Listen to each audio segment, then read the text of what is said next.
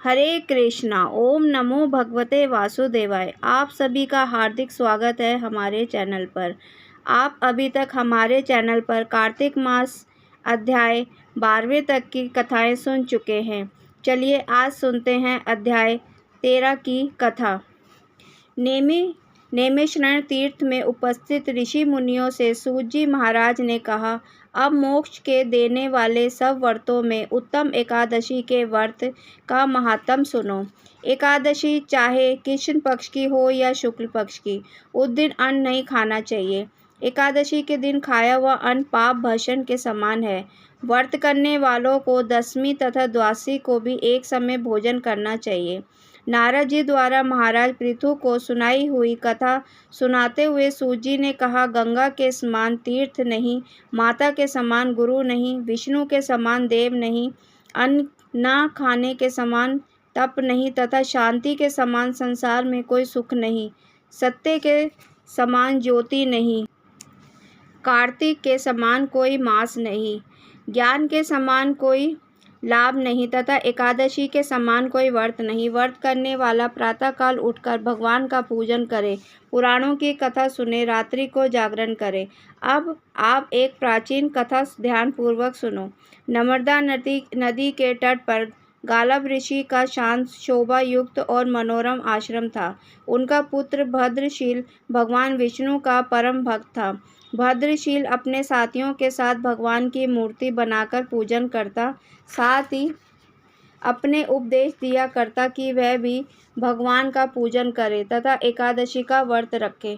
उपदेश सुनकर बालक भी ऐसा ही किया करते थे।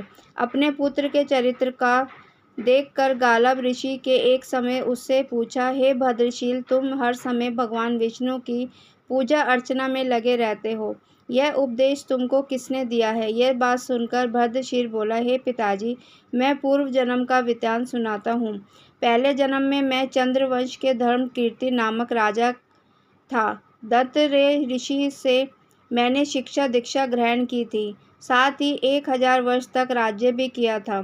अपने उस जन्म में मैंने धर्म और पुण्य के अनेक कार्य किए, परंतु बाद में बुरी संगत में फंसकर मैंने वेद मार्ग छोड़ दिया और पाखंड मार्ग पर चला गया।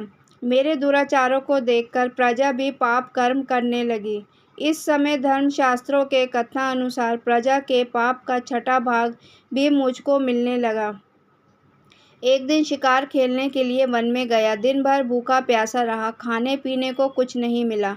जंगल में भटक जाने के कारण शाम को मैं घूमता फिरता नर्मदा नदी के किनारे जा पहुंचा। उस दिन एकादशी का व्रत होने के कारण वहां पर एकत्रित अनेक वैष्णव भगवान का भजन कीर्तन कर रहे थे। भूख प्यास से व्याकुल और हारा थका होने के कारण मैं रात भर वहीं पर पड़ा रहकर कीर्तन सुनता रहा। प्रातःकाल होते ही भूख प्यास से मेरे प्राण निकल गए। उसी समय यमराज के दूत आए और मुझे पापी को मारते पीटते हुए यमराज के पास ले गए। वहां पर यमराज ने चित्रगुप्त से मेरे पाप पुण्य का लेखा जोखा पूछा। चित्रगुप्त ने कहा, यद्यपि यह महान पापी है, परंतु इसने एकादशी का व्रत किया था और रात्रि भर भगवान का कीर्तन सुना था। एकादशी को भोजन न करने के कारण इसके प्राण निकले हैं, इस कारण इसके समस्त पाप नष्ट हो गए हैं।